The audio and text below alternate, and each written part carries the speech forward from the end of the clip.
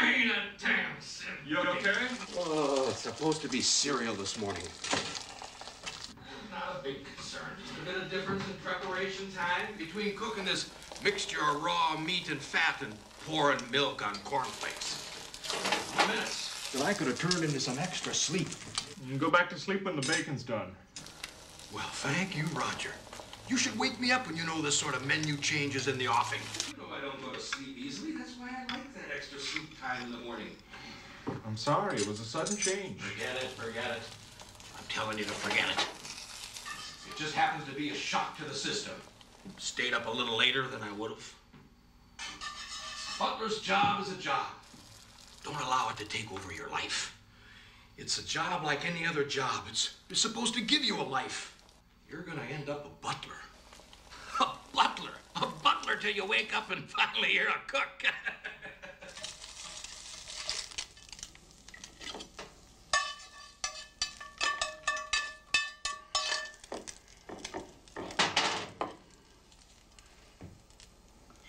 You know, when I was your age, I was working with fresh linen, good china, a current newspaper. Now here I am. Here you are standing right next to me. So I'm scared about what you're going to be satisfied doing 30 or even a year from now. Have you ever been curious as to why the master of this household has hold of such a small house? I think you should know some things. This flower's damaged. That's what happens when you pull up a plant and put it in a little vase of water. Christmas trees, that's Christian.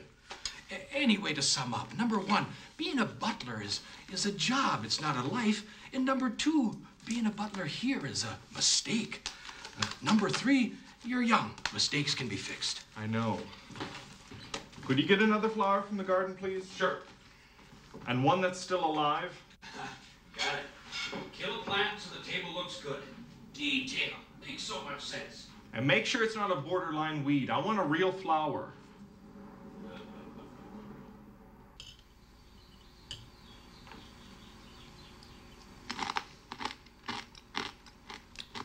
This weather, the way it is described in the paper, makes it out to be very promising today. Remember, we're a day behind. Oh, of course. I forgot. Well, if I remember correctly, yesterday's weather wasn't even close to what today's paper says it was supposed to be. Another example of the advantages of receiving day-old papers. Discover the inaccuracies of meteorology. Anyway, the only good thing about the weather is that it gives humans something to talk about. It may not have been what they said it would be, but it was still nice out. A little overcast, scattered showers, but not dangerous weather. Is that how it appears to the untrained eye? Well, I don't know.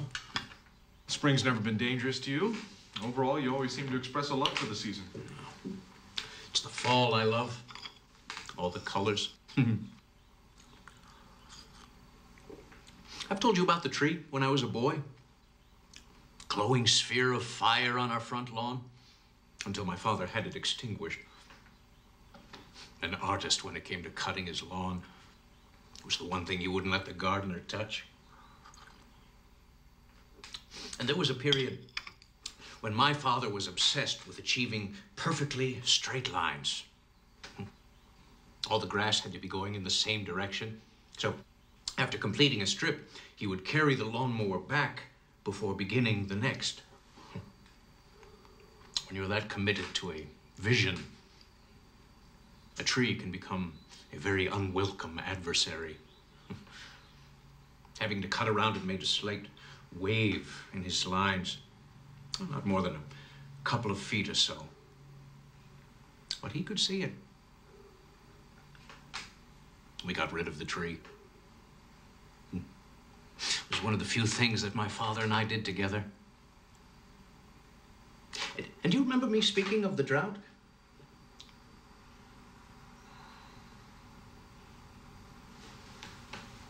It's not the first time I've told you this story. I know that. The reason that I repeat it is not because of a fogging up of the mental faculties. It's the best story I have to vividly verify the vicious nature of weather. After the drought, the grass did grow back. My father had lost all interest in ever cutting it again. Weather is devious. It took away the purpose of us killing the tree. Why does he buy these things? The money we saved, I could get more bacon. Please, I'm done.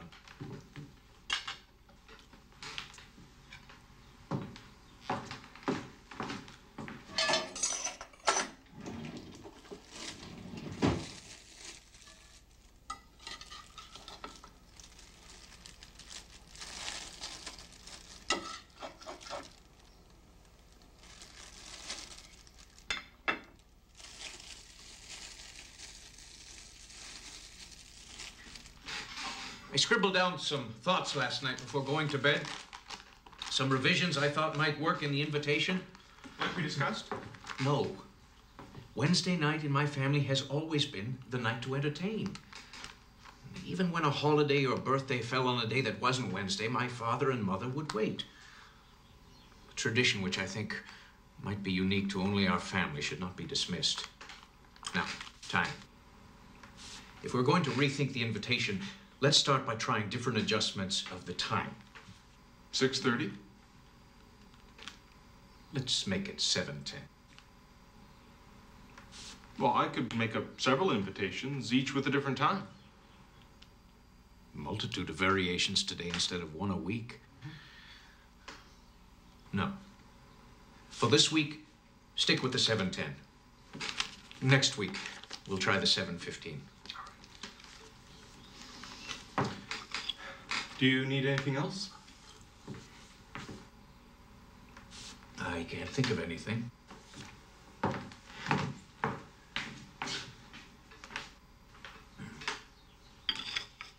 Splendid idea to replace the flower with one more contemporary vegetation.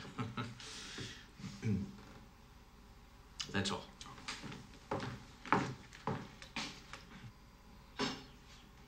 Oh, Roger. There is one more thing. Could you locate the cook?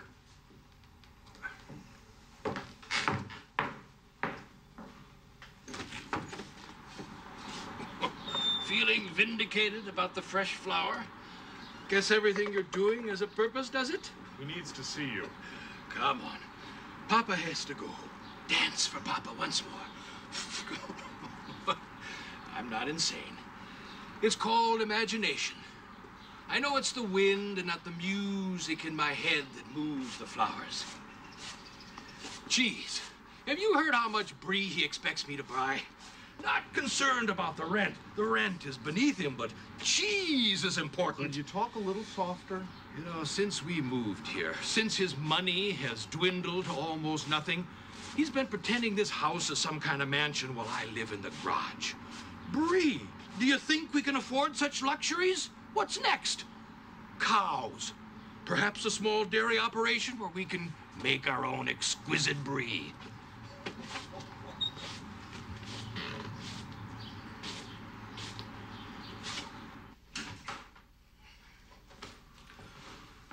Excuse me, sir. You wanted to see me. I wanted to speak to you about brie again. My arithmetic is in the other room. If I might retrieve those figures and be right back. It is this sort of thing that makes the brie discussion never ending. Well, I would like to rectify that, sir, by being very quick in getting those figures. Keen observation. Here you are talking about moving at a hurried pace. A perfect example of how what a person says is completely foreign to what his actions prove.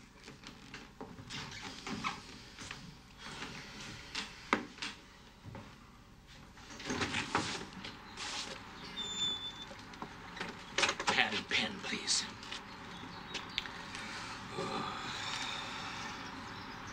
Look like figures to you? I think it looks like figures you'd find if you were figuring out figures.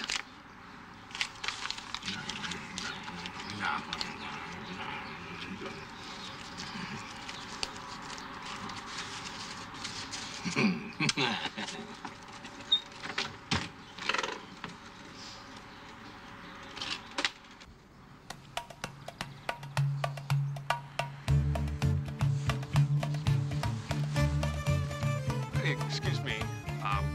I'm wondering if you might be interested in accepting a dinner invitation. No, I don't eat.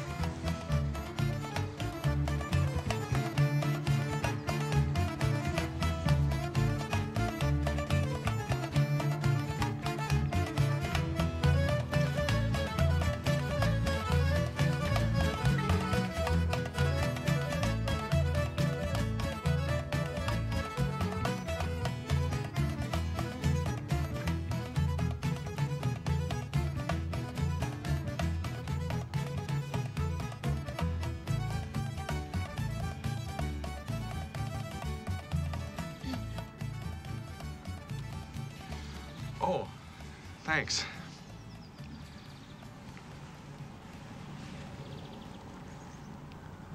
Say you're walking down a sidewalk and you pass someone. Aren't you curious where they're going? Or if you're in a grocery store shopping and you keep meeting someone in an aisle, so you start noticing like all of the food and the stuff in their cart. Have you ever tried to figure out like what they do and how many people are in their family and so on? Sort of reverse demographics. Right. Find out what they buy and you'll know where they live. And with that information, you would then stalk them?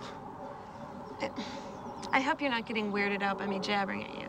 Oh, no. I mean, it's not like I sit on this bench and wait to talk people's ears to bloody stumps. I don't mind talking. So I'm sorry. What was your name? Roger. Matilda. It's a pleasure to meet you, Matilda. I think since you saved this invitation, it should be yours. Well, I just picked it up. And if you hadn't, it would have blown around for days, been run over by bicycles, chewed on by dogs, rained on by rain, of course, until no longer recognizable. It would have spent a season or two lying in a dirty, pulpy paper mass.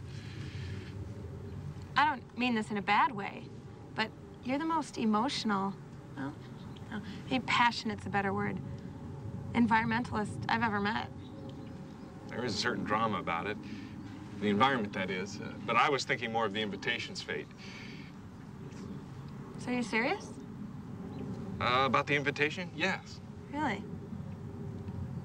Yeah, it's yours. Oh. What would I do with that? Use it. Oh, you mean I'm invited to dinner? Well, this brings up the obvious questions. I thought it would. Who was that invitation originally for? No one in particular. But after speaking with you, I think you'd be the perfect dinner guest.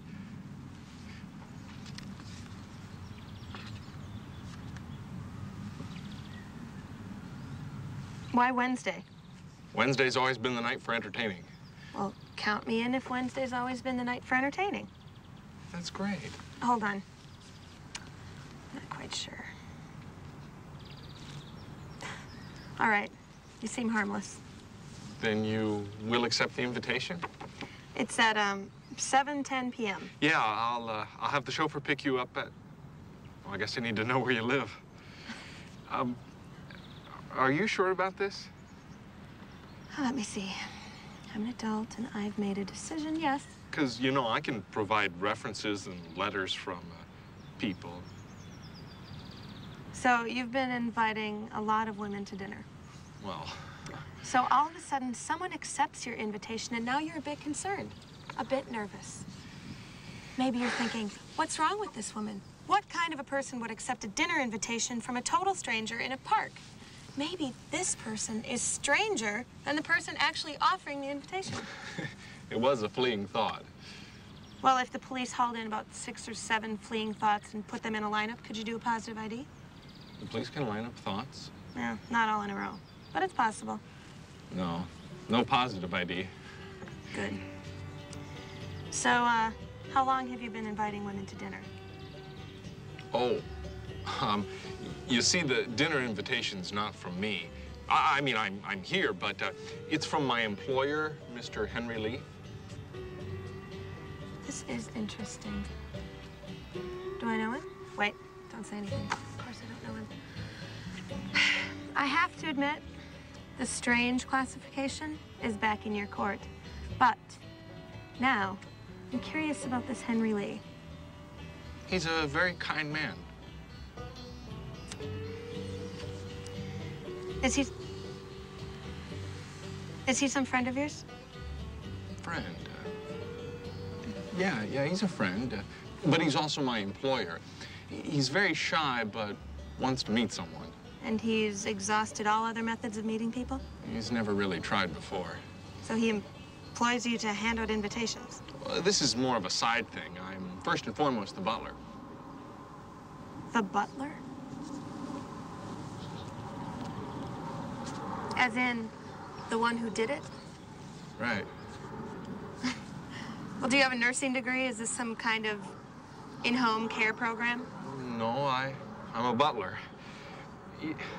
You see, being a butler, it's like a dying art form. It's a discipline, like karate.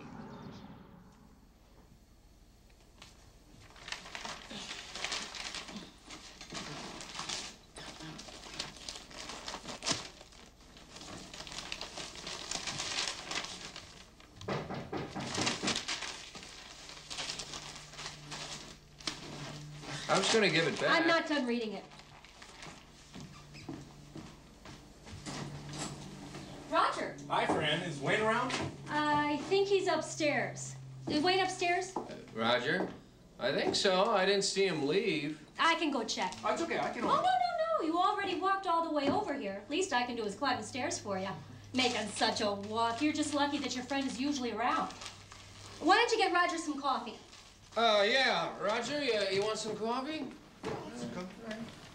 Yeah, we also have some cookies and some hard candy. Yeah, we put them out for the boarders. It's kind of along the lines of something like a continental breakfast. I'll some coffee. Coffee, yeah. It's kind of a poor man's continental breakfast. But Wayne and Miss Tanner, they barely touch it, you know? There you go. So it hardly seems worth working in the kitchen all morning making fresh pastry if no one's even going to touch it. Right. So take a load off. So you're still working 2 jobs, right? Oh, yeah.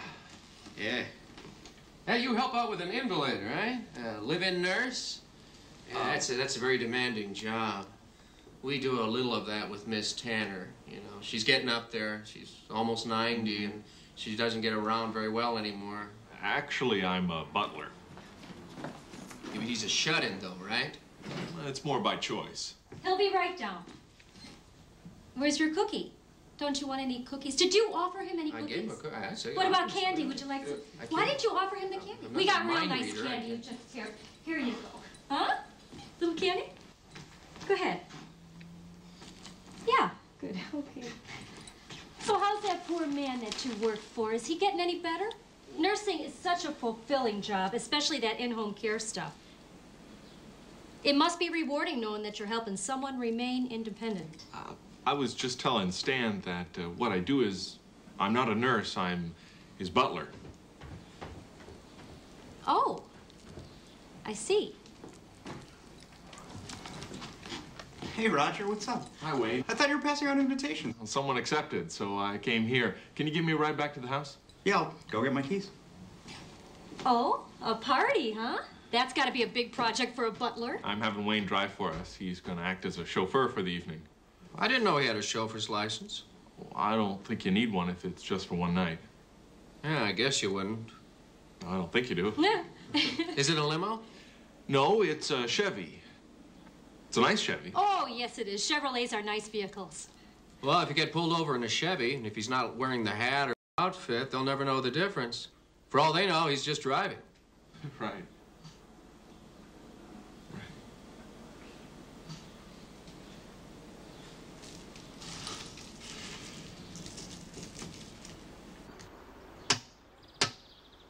It sounds like she likes you. You shouldn't go through with it. Tell him you struck out, he'll believe you. Hey, all I said was we had a pleasant conversation. I mean, I'm not going to tell her the dinner is off, but that I want to have dinner with her.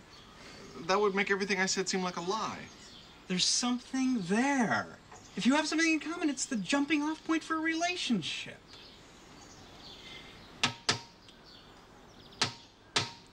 Is Is that helping? I don't know. If you know nothing about something, anything's a possibility. Oh, come on, Wayne. Stop joking. I really need this car. I'm not joking. I don't know anything about cars. Usually at this point, I do one of two things. I let it sit for a couple days until it heals itself, or I throw it away and I get a new one. I mean, we're not talking about a luxury car here. We're talking about 150 bucks. So you can't fix it? I don't know. For some reason, sometimes this tapping seems to work. I mean, I don't know how it works. It just seems to knock things back into place. You do know that if I get this thing to work, you've got other problems. Like what? You're just too close to the situation to see it, aren't you? But when you tell a person you're sending a chauffeur to pick them up, a certain scenario plays out in that person's head. I mean, I'll guarantee you this woman is not imagining this car. I know that. It's just I don't have many options. I mean, let me count on my hand the number of people I know that own a car. There's you. Sorry, Roger. This is usually the point where I call somebody to take it away. Just wait a couple minutes and try it again. You probably flooded it. It's not flooded, that much I know. It's dead, and I'm not Jesus, and it's not Lazarus, so it's not coming back. Maybe I can rent a car. You have any money? Credit card? No. Well, that's not gonna work then. I know. I'm just going over options I don't have. I'm dead. I'm pathetic. I'm dead and pathetic. I'm 30 years old, and I only know one person who owns a car. They're Amish with better car connections than me. Hey, Roger, let's not go that route, because I'll win. I live in the suburban equivalent of a flop house, and my only possession is now a paperweight. Wait, you read all the time. You should read some technical manuals. I know some people. I have some car connections. And the people I know have a really nice vehicle. So can we get it? Honestly, why not? If they're not using it, it's ours. And the more I think about it, it's perfect. 90% of what a chauffeur is the car. The car they have, I mean, it's a classic, but it's certainly not going to be what she's imagining. Oh, but it's not like I tried to pretend that Henry Lee is rich. No, regardless, there's got to be some way we can make up that 90%. And if anyone knows, it's Frank. Frank is one of the greatest practitioners of the art of fly fishing. I'm missing the connection. A great fly fisherman is the closest thing the Western world has to a Zen master. Zen master? Well, maybe I'm being a little dramatic in drawing the parallel, but I'm telling you, this guy really knows how to get to the soul of a problem. I mean, he really helped me before when my head was against the wall. When you're trying to think your way out of a situation, you just can't see it. The advice he gives is so obvious, but you never see it because you tend to overthink things. I mean, this guy is so focused. He really is the master of obvious insight.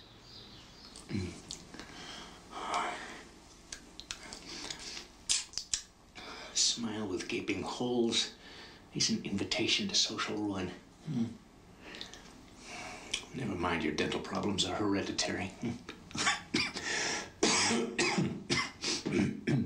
Genetics took the hair, but it won't take you little fellows. Your little roots must hold on to the gums as if they were life rafts. For my body is most certainly the Titanic. But if the teeth are not spared, I will never forget the lesson my mother refused to learn. In our society, dentures are a necessity, not an accessory. Perhaps if she had realized that lesson, her entertaining would have never lapsed into a coma. But someday soon, that door will be closed.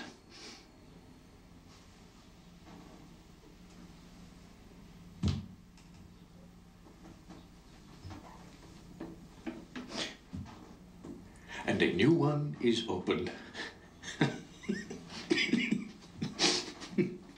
Very clever, Henry Lee.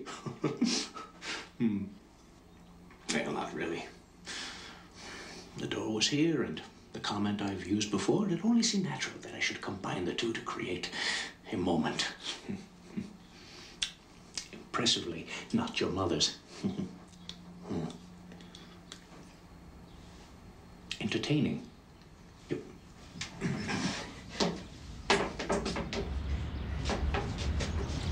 Entertaining requires a good cheese. I wish to discuss the purchase of Brie.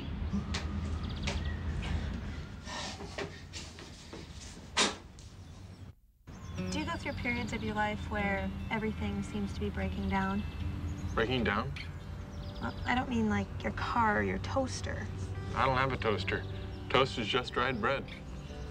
We don't have to talk about this if you'd rather not. No, I'm sorry. What do you mean by breaking down? I don't mean it in a negative sense. I guess it's just always thought of as negative. You know, like a mental breakdown. It's not normally thought of as a positive thing. Not normally. But when I think of a breakdown, I think of it as a positive thing. You know, it's just another way to say change or evolve. Isn't that extreme? Not always. One person's catastrophe is another's glitch. We all go through changes like caterpillars and flowers. We just don't have that dramatic physical metamorphosis. That part happens in our minds. Well, if you describe it like that, I guess I've had several breakdowns in different segments in life. That's it exactly. There's always something, a theme, an emotion, something that keeps reoccurring. Something to hold on to carry you through? More like drag, kicking, and screaming, but... So what keeps you going? Curiosity. How about you? Guess I need to think about that one. So this man you work for, is he some recluse millionaire? Well, I assure you, he's not sitting naked in his bedroom watching Ice Station Zebra. Ice Station Zebra? Yeah, it's the movie that apparently Howard Hughes loved to watch over and over. Oh. So I'm guessing you don't have a spare room in a mansion? No, the mansion was gone some years ago. He rents now. He rents? Yeah. Money doesn't grow like it used to on his family tree. This whole situation sounds eccentric. So, what did you do before you were a butler? Another question. I'm flattered. Well, you haven't asked me anything. I am curious. Well, as anyone should be curious about anyone. It's only natural. So, are you from around here? You can start with the big questions. Okay. You ever been married? Sorry if that's being too forward. No. No, I haven't. Not even close. And you? About 10 years ago. It's a beautiful day to be sitting across from a cemetery, don't you think? Yeah. Cemeteries always remind me of when I was a kid. My brother and I, we had this game that we would play on long car trips. It wasn't the alphabet game or anything to do with letters. I always sat on the driver's side of the car in the back seat, and my brother sat on the passenger side. And whatever we passed that was on my side instantly belonged to me. Whatever we passed that was on my brother's side instantly belonged to him. Except whenever we came to a cemetery, whoever side it was on would lose everything. It would go over to the other person. And that was it. That was our game. About 10 years ago, I thought it'd be kind of fun to teach the game to a friend.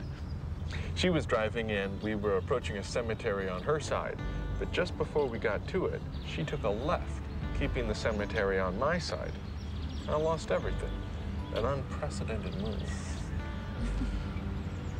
So, what have you been doing for the past 10 years?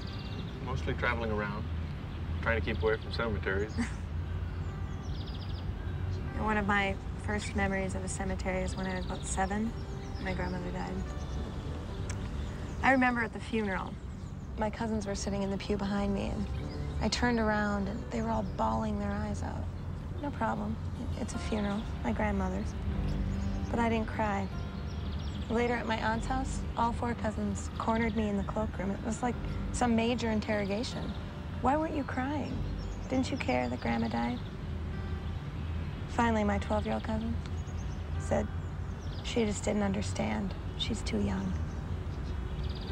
But I understood. Probably better than they did. I was sad, but my grandmother wouldn't have wanted me crying. That's the way she was. You know, other people say that, but that's the way she was. You know, a lot of people say that they don't want anyone to cry when they die. You think they're telling the truth? No. Yeah, I think it's safe to say about 98% of all people would like to see everyone in the church just bawling their eyes out. And I don't mean weeping, I'm talking wailing.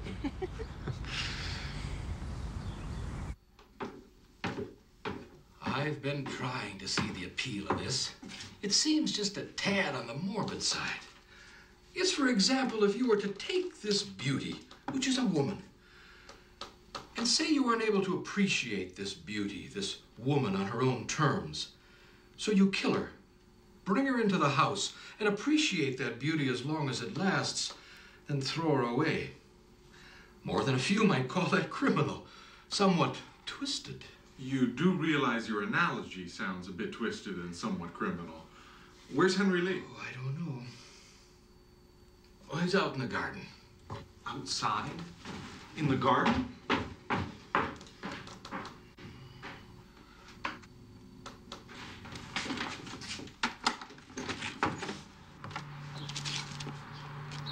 Roger, how much could you extend the eaves before it would look silly?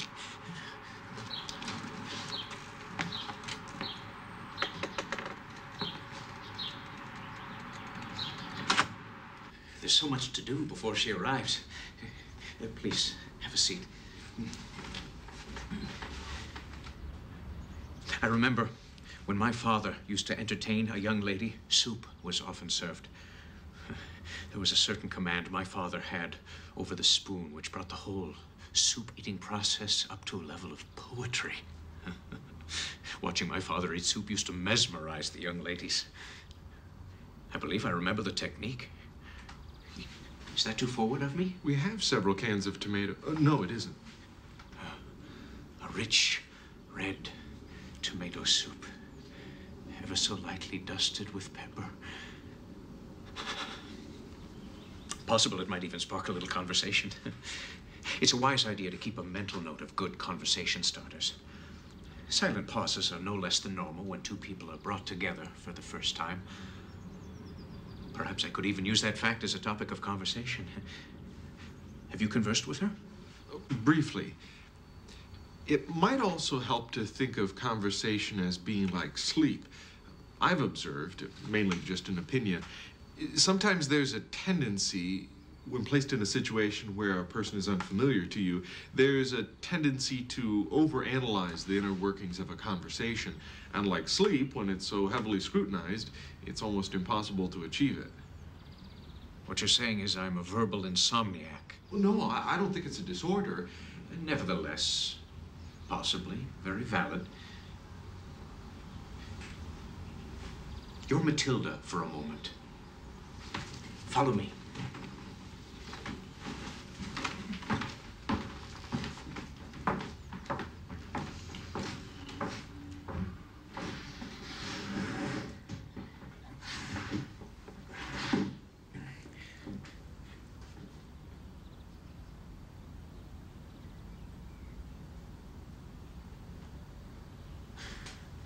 All right, that will do.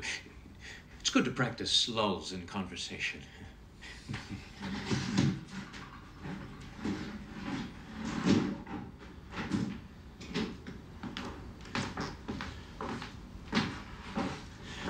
Not too bad. A little uncomfortable, no real anxiety.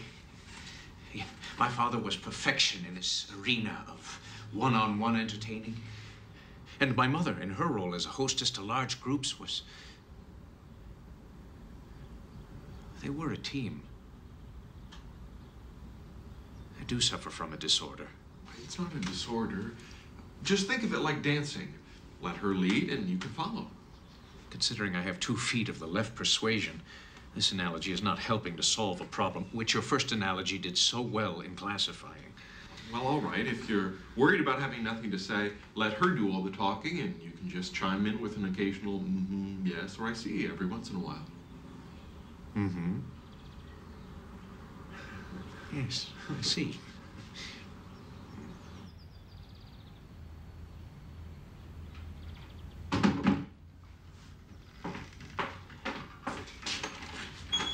Did you get everything on the list? Oh, yeah. I'm a professional.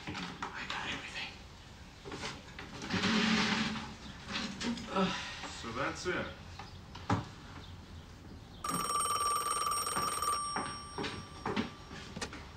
Hello? No, he's not in right now. Yes, I'm sure he's aware of the fence's height. I assumed he had approved it with you. Okay. No. I'm sorry, I don't. I'm going to evict you, and this time I mean it. Oh, no, he's got a lease. He broke the lease.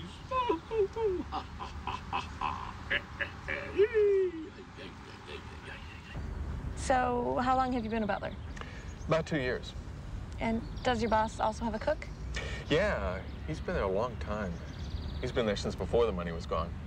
What keeps him there? Maybe it's what doesn't pull him away. He has his flowers. Outside of that garden, there's nothing. Maybe that's a bit extreme, although sometimes it seems that way. He was married years ago to a maid who lived in the house. And that was about 30 years ago. It was quite the story at the time. You mean like extra, read all about it? No, that followed. They'd been married for about 2 years when she died after being sick for a few days. Some of the servants saw the cook carry her out of the house. Then one of the servants, I guess not really a fan of the cooks, went to the authorities because she never saw an obituary for the woman. Well, when the police looked into it, they found that no funeral home had taken her in and no doctor had officially declared her dead. Well, after some questioning, the cook admitted to having buried her in the backyard about 7 feet under the flower bed. That looks suspicious. Yeah, that's what they thought. They exhumed the body and performed an autopsy, but the cause of death was stated as pneumonia. Her lungs were filled with fluid. You said stated. Do you think he could have killed her? He was very much in love with her. Burying her in the backyard seemed somewhat morbid, but he just thought it was the thing to do. A very private cemetery, I suppose. I've seen stranger things. I was a guinea pig. I did research at clinical facilities testing medications. Well-paying, interesting job. I know. You do? Most people freak out when I tell them that I do those things. They figure it's like the government testing acid or something. The thing is, I'm still here. I did one once in Austin, Texas, paid $4,500, locked up for 40 days and 40 nights. 2 groups, 20 men, 20 women. 6 years ago? Yeah, 6 years ago in Austin, Texas. It was one of the best facilities in... 6 years ago. How did you know that? 2 groups, 3rd floor, men green tags around the neck, women blue tags, 7 blood draws a day, every 8 days, 10 minutes for breakfast, 15 minutes for lunch, 20 minutes for dinner. Oh my God, you were there. Were you there? Yeah. I don't remember you being there. Although, to be honest, I don't think I would remember many people from that. Have you recognized me this whole time and said nothing? You looked familiar for some reason, but I really wasn't sure. I mean, then when you said Austin, Texas, then I knew. And then I remembered your face and your tag, and your number was 16, am I right? 16. Yeah, 16. You're right. I don't expect you to remember me. When I wasn't in my room reading, I was in the TV room in the corner reading. My number was 5. I was number 5. I do remember a guy reading all the time. That would be me, number 5. This is strange. Do you remember the guy number 10? I knew you were going to say that. I think he trapped everybody. He caught me in the bathroom, and I was in there shaving. I was stuck there for almost an hour. Remember, he just moved here from Germany, and he was convinced that Amway was the way to make it rich in the good old U.S. Yeah, he cordoned me on the way to the bathroom. Have you done any tests before this? Well, I did one in London. The research company had labs in London, Paris, and a couple other cities in the U.S. I've been traveling around and just ran out of money. On vacation? Traveling and working. What did you do? I can't really say. You were part of the seedy underbelly of society? Well, let's just say I'm a little more focused and more disciplined now. All right. We'll just say that. Yeah, I should get going here. I've taken up quite a bit of your time. Part of it was your time. So are you still interested in having dinner with Henry Lee? Yeah, I'm curious. I'll have the chauffeur pick you up at 6:40? Sounds good. Well, it's been a pleasure meeting you. I enjoyed this conversation.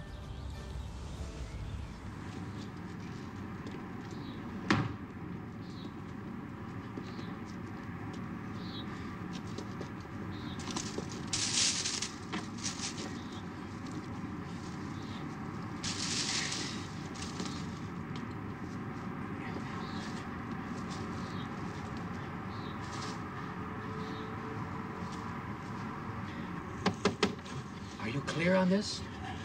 I think he'll do the sensible thing without you having to fake your death. He is the best butler I've ever had. Present company excluded and all that. Sorry. But he is an extraordinary butler, considering what he has to work with. And without. Pay, for example. I haven't paid you? Yes, well, I have some money. Every time your family lost a couple of thousand, I was able to pack away a couple of hundred. 1,000, a little more or less. It's only a matter of time before the house is lost. Without a house, even the very best of butlers is only kidding himself if he still thinks he can perform his services. But do we have to make a mockery of Wednesday night entertaining to do it? Yes, it's a really good plan that can't fail, and that outranks Wednesday night entertaining. You give Roger the signal to create the diversion to get Matilda out of the room. It is most likely at this moment, when Roger has Matilda alone, that he's going to tell her about how she is being misled. If he tells. I'm going to position myself where I can see them. You can see me, but they can't see me. If he tells, plan that Roger's in on. If he doesn't, I give you the signal and you fall out of the chair. I'm really not comfortable about following through with that part of the plan. If it comes to convincing Roger that you're really dead, the only way we're going to be able to do that is by showing a contrast, by going beyond what we've already established as your limitations. Falling backwards out of a chair might be beyond my limitations. I take your pulse, confirm that you're dead, usher them both out very quickly. Matilda will comfort him, and you being dead makes him no longer a butler. All I have to do is fall backwards out of a chair and serve you tea at noon. If I'm going to take you in, I think you should pay your way. And serving noon tea is a very little price to pay for a roof. So you're saying that the perfect butler will accept that I'm dead and immediately leave the house? Don't worry, it'll work. I'll make something up. It's not like I just threw this idea together.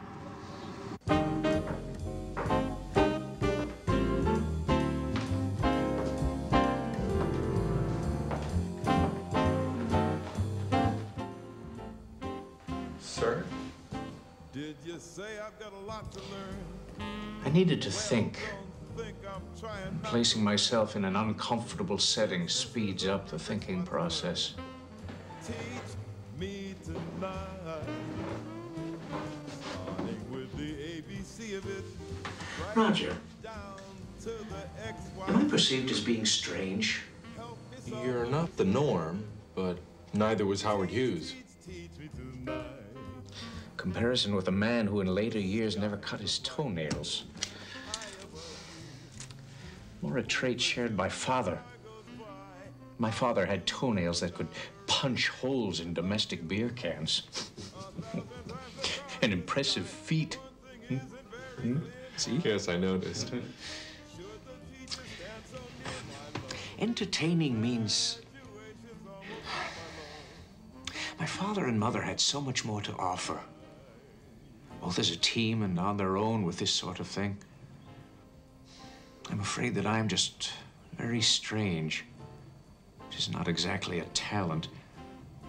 It's more of a predicament. You have to find your own niche when entertaining. Mine, found while standing in the midst of the unpredictable evil of nature, is that I'm a tortured soul. I was thinking about ending the evening with the romantic gesture of a suicide. That may not be a good idea. Oh, I'm sorry. I didn't mean to interrupt you. No, it's not that. I'm not threatening to slit my wrist, play Russian roulette with my skull, or I can't think of any more obvious ways to do myself in. I'm sure there are more obvious ways. Just not obvious to me. But my way is obvious to no one. Bree. Bree? Bree. Would you like to see how it works?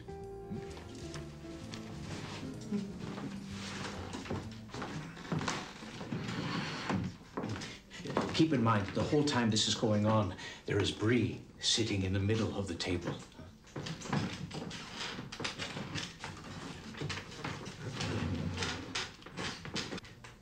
I'm taking your advice and letting her start the conversation. Could you? Okay. Don't worry about the voice. This is a demonstration, not an impersonation. Uh-huh. Do you want me to talk about something I think she might talk about, or do you just want me to start talking? Feel free to converse as yourself. Did I disturb your nap earlier today? No. It is difficult to sleep when the weight of destructive thoughts are on my mind. That's too bad. Have you tried the Brie? No. I myself have always loved Brie. It is a perfect cheese. Oh, but... I found that I am deathly allergic to dairy products. With every bite, there is agony mixed with pleasure. The pleasure of the taste, the agony of what the taste will bring. It seems everything I have ever loved has caused me great pain, but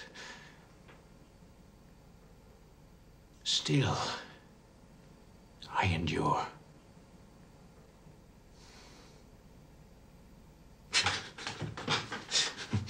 Intoxicating, isn't it? Notice how I used the long pause to create tension?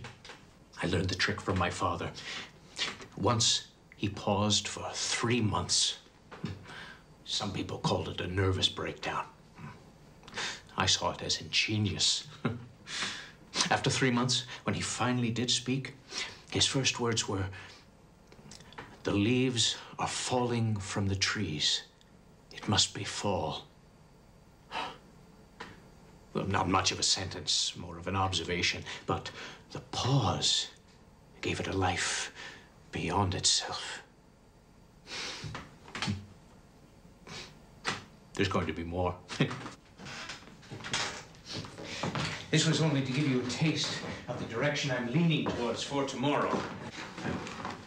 Dust the outside off of it before you put it back in the case. I'm going to be upstairs thinking about Wednesday night entertaining once again.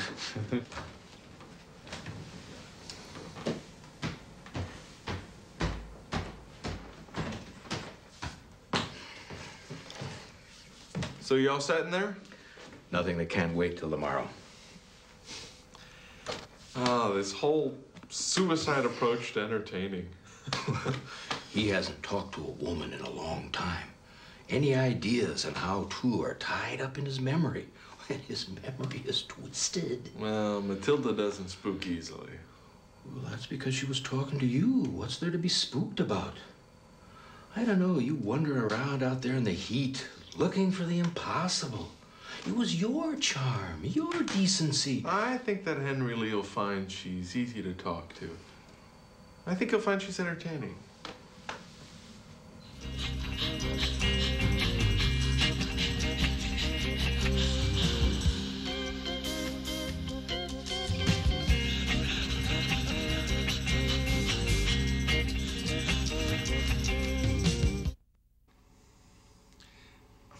I just want to tell you again, if things are going well, and I think they will be, this whole death routine may not be in your best interest.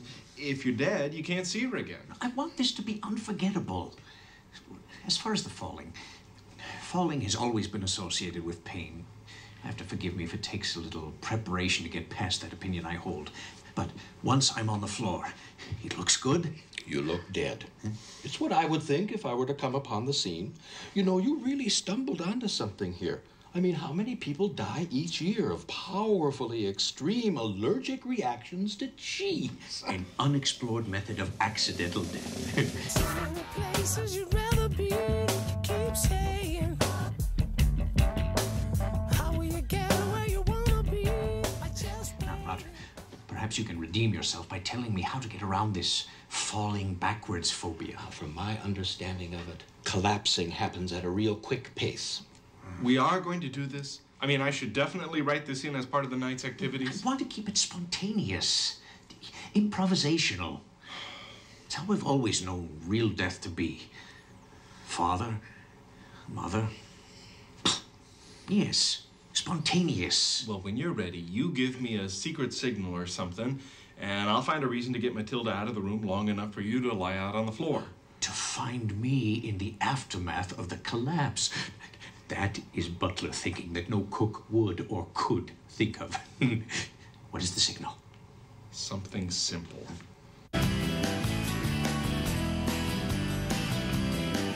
So I hopped a train, I transferred to a bus, I soon found myself on the edge of Texas with bonus followers and a flock of sheep. They were standing on a hill looking down at me. Both said, tell me, son, what brings you around these parts? Are you here to poke fun or join the flock? And I said, they maybe say that you're crazy, and they might even say you're mad, but I just want to stop by and tell you, boy, I think I understand.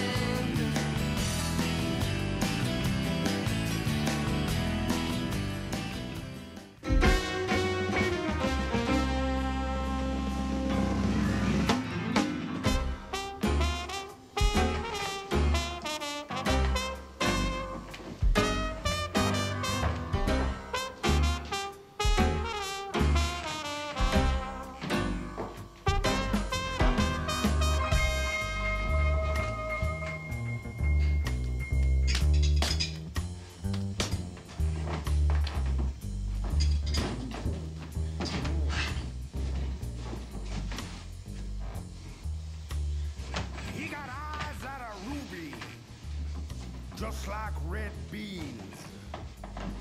And his hair is a mop. What is the style of car I should be looking for? It's a Chevrolet. It's a four-door car. This one has 2 with 4 people in it. No, it should be a four-door with 2 people. And we have 4 unwelcome people in the 2-door. I'm wrong. She's here.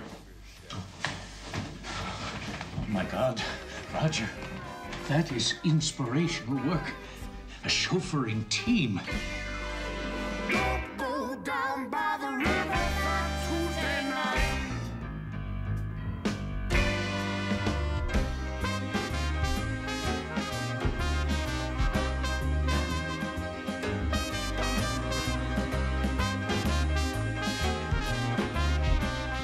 An ingenious staff, my father said once, can add value to your most mediocre possession. It was the greatest compliment he ever gave to his butler.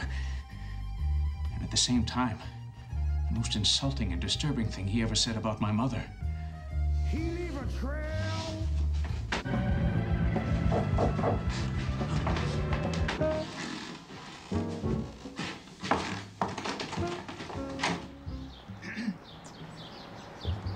Miss Matilda!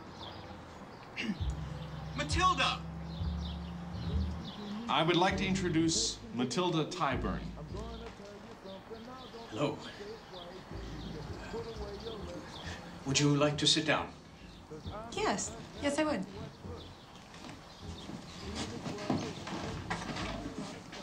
Go check on the landlord. He's at 2783 Parkway. Make sure he's there. If he starts over here, let me know.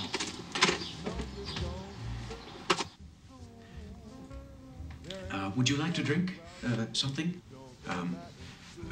We have tea, lemonade, and beer. Beer? I just wanted to make sure you were given all the current possibilities. Oh, no, it's just that we don't strike me as... You don't seem like the beer type of crowd. No, I'm not. Cookies. I'm more of a tea sipper type of beverage consumer. Roger could bring us some tea. What will Roger be having? Well, No, thank you, but I'll bring something for you. Perhaps some tea? Roger, Matilda was kind enough to ask what you'll have to drink. Bring us some tea and bring a cup for yourself. Yes, sir. Our household has always been fond of tea. My father never seemed as charming with a can of beer in his hand. It wasn't the beer in his hand, it was the part that went down his throat at one sitting that made him less charming. That, and after several cans, he wouldn't even bother to open them with his hands. He had this unique talent with his feet. But, unfortunately, on occasion, I digress. He was an alcoholic? He still is. Oh, I assumed he had passed away. Yes, many years ago. But once an alcoholic, always an alcoholic. That's what they say, you know. My father was many things. He was a marvelous painter. Did he paint these? No. He taught me how to paint, so to speak.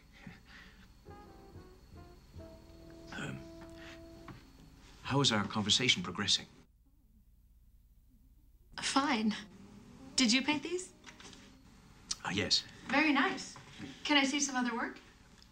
No. Nothing else. These were painted by a different me. I'm better now. Now that there are fewer constraints. Constraints? Yes. It's good talking. I don't think he's going to go through with it. It's already been a couple minutes, and I think he's doing fine. It'll happen. Well, she called his father an alcoholic, and he didn't disagree. He probably thought she meant it in a positive way. As soon as he realizes that it's not positive, he'll clam up.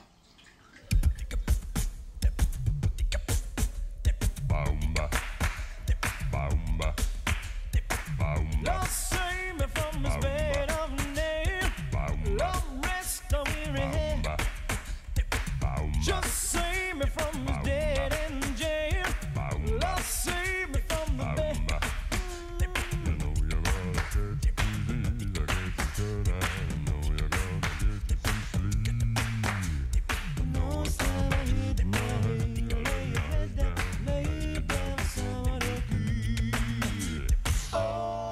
He must be going to the house. This bed of nails.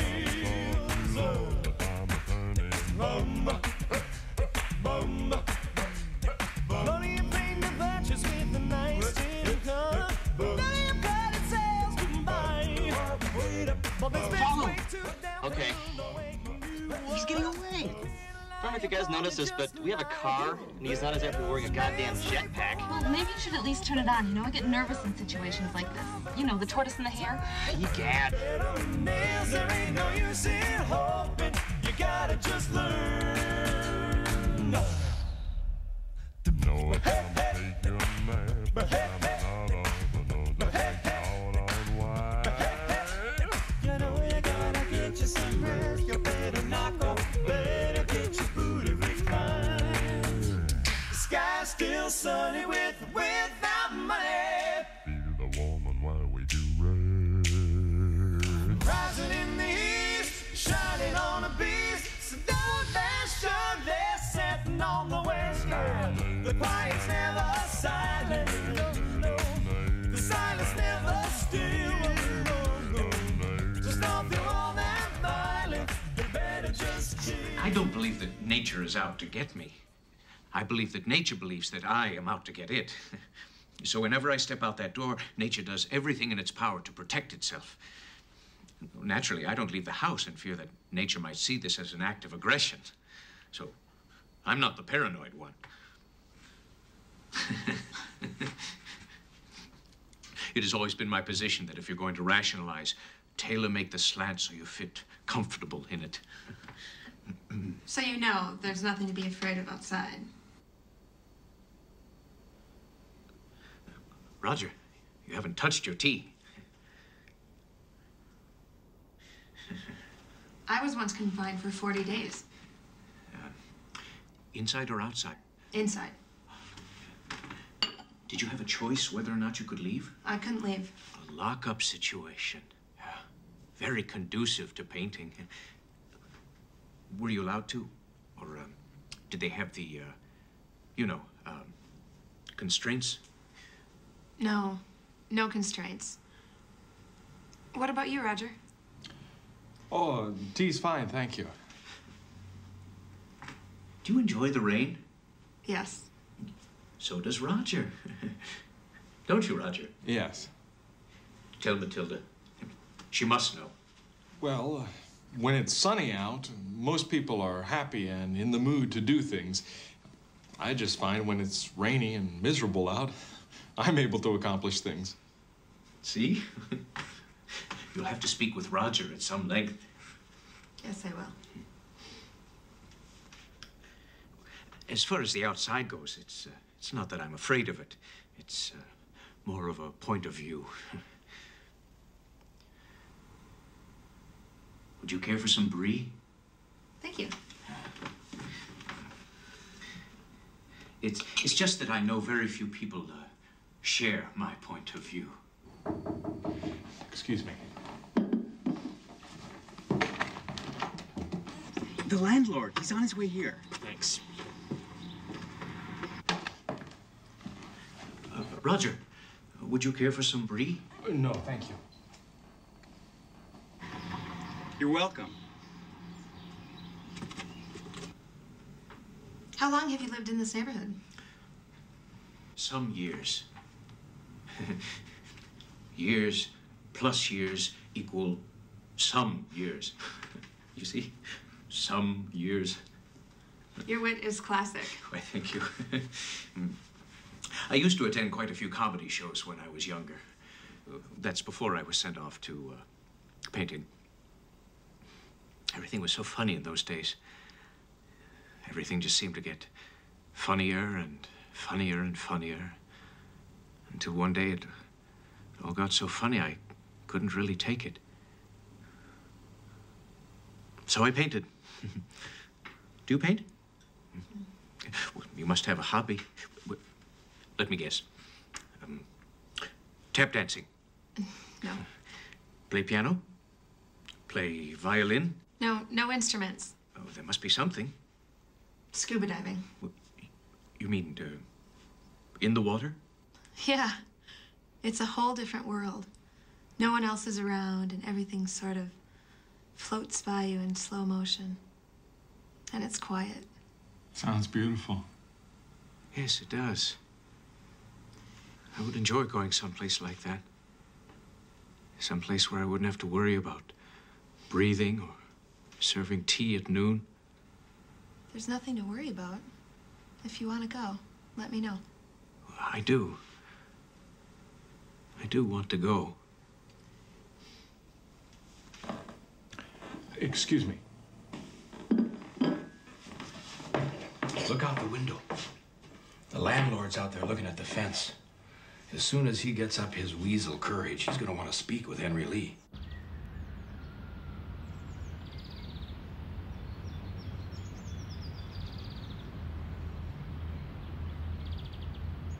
He's not the normal landlord type, is he? So timid. Can you keep him busy? How am I gonna do that? Give him a lecture about flowers or something. I got an idea. Good. Hello! How can I help you? I need to speak to Henry Lee about the fence. Have you seen my flowers? Yes, indeed. They're very nice. None of these are indigenous to this area. That's very interesting. I don't mean to be Mr. Mean Guy, but I need to speak with Henry Lee. You see, I'm afraid this is the last straw. I didn't give him permission to put up this fence. It's over 8 feet tall. I've got the neighbors are complaining about it. And I'm afraid the city is going to find me. You see, it's 8 feet tall. It's like he's built some kind of fort here. I'll get him for you. Good. But first, let me show you the garage.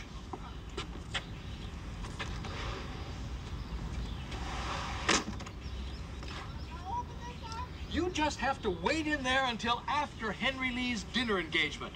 It's very comfortable in there. I'll punch you in the head.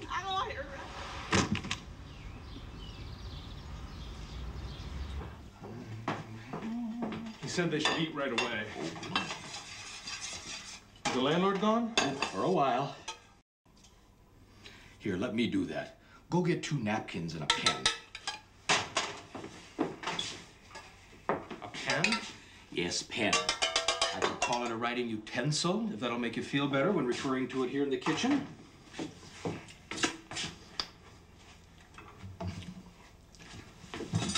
I'll put their silverware out. Thank you.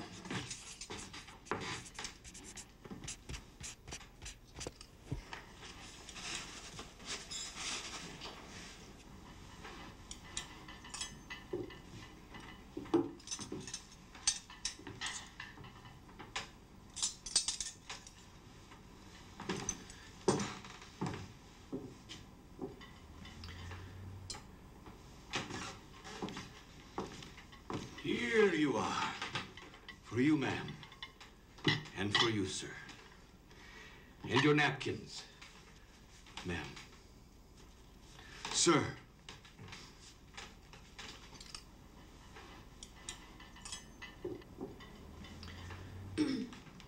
I love tomato soup.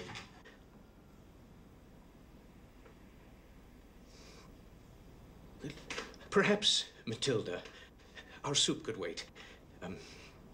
Time is running out. The light will be gone, well, from the sun, of course. Maybe Roger can help me out on this. You really should see the garden before it is dark out. In a few minutes, there will be skim on top of the soup, and that shall protect the rest below. When you return, all that is needed is to scrape off the old and begin anew.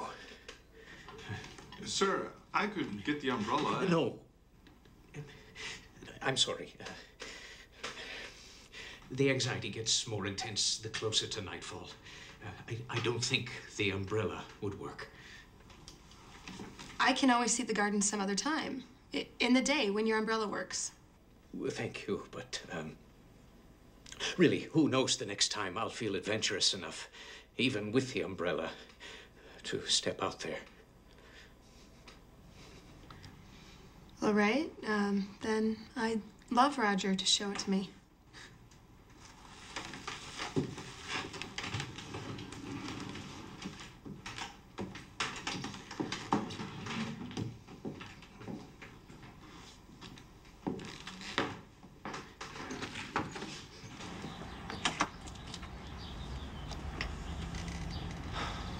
Is he okay?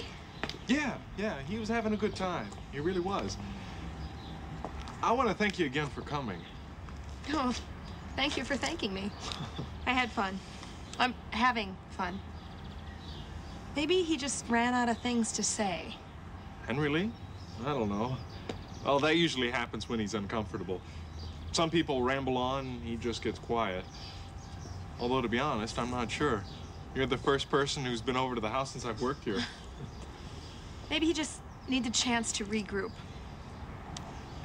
There's something I should prepare you for when we go back in. Henry Lee hasn't been around a lot of people, and I think he tends to get a little overdramatic when he thinks he's boring. Oh, I wasn't bored. Oh, I know. I thought everything was going well, but I just wanted to prepare you. He sort of worked out this whole routine if things went badly. He sort of worked out this dramatic death scene. I was supposed to give him a signal or create a diversion or something, and although it's not the one we worked out, it sort of feels like that's what this is supposed to be.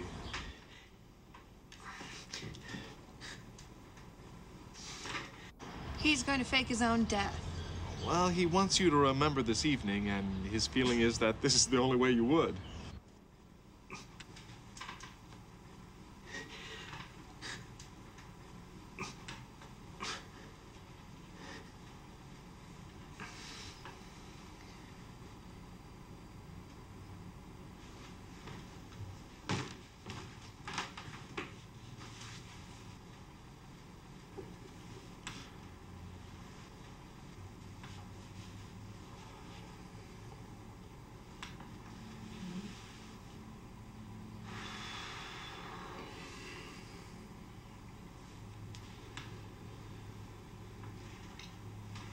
You didn't try to talk him out of this? I mean, this is something that you just don't do. Well, I know, and that's why I didn't think he'd go through with it. But if he does go through with it, would you just sort of play along so he doesn't feel embarrassed? When do we know if he's ready? Well, I mean, if this is what's going on, should we walk in? No, the cook is supposed to yell.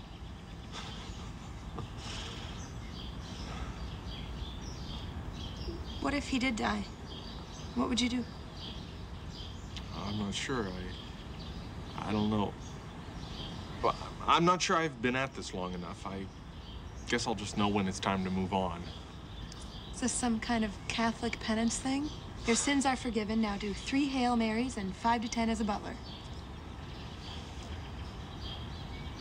6 years ago in Amsterdam. Oh, no. Tell me it's not so. Roger, come quick. Oh, God in heaven, tell me it's not so. Now.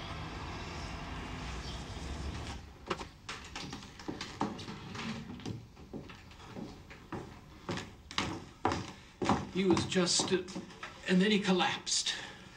Oh, my God. We should call somebody? He said something just before he slipped away. It was just before you came in. He said to tell you, Matilda, that Roger should give you a ride home and you're not to worry about details, like calling somebody. He was a gentleman. He said that, you know. It was part of what he said before he slipped away. He was thinking of me as he was dying. That's the sweetest thing anyone's ever done for me. I'll never forget him. And I'll never forget this evening. I'll never forget this evening. He's the most interesting person I ever met. Do you hear that? You're the most interesting person she's ever met. Roger, take Matilda home. Nobody should look at death for longer than 30 or 40 seconds. You know what I mean? Yes, Matilda, I should take you home. I'm just sorry the evening had to end like this for you. I did have fun. I did have fun talking to you, to him, when he was alive.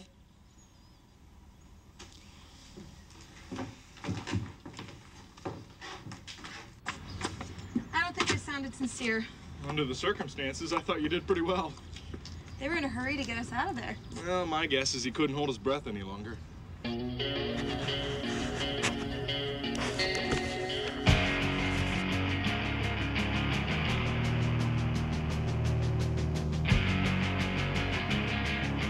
carried on a successful conversation.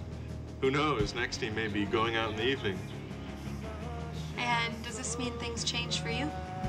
I don't expect my job to change much. The door still needs to be answered. This change may actually bring a flurry of activity to the house.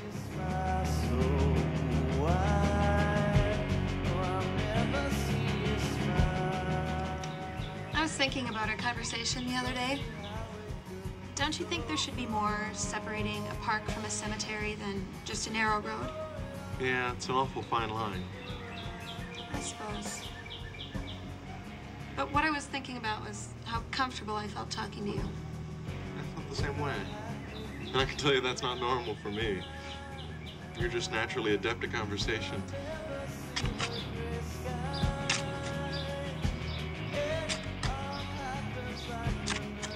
I was wondering if you'd like to have dinner sometime. I mean, I know being a butler is important to you and you have your reasons, but if you had some spare time.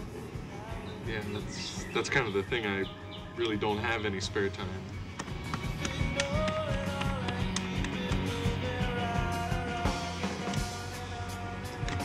I should get going. I'd like to hear about Amsterdam sometime.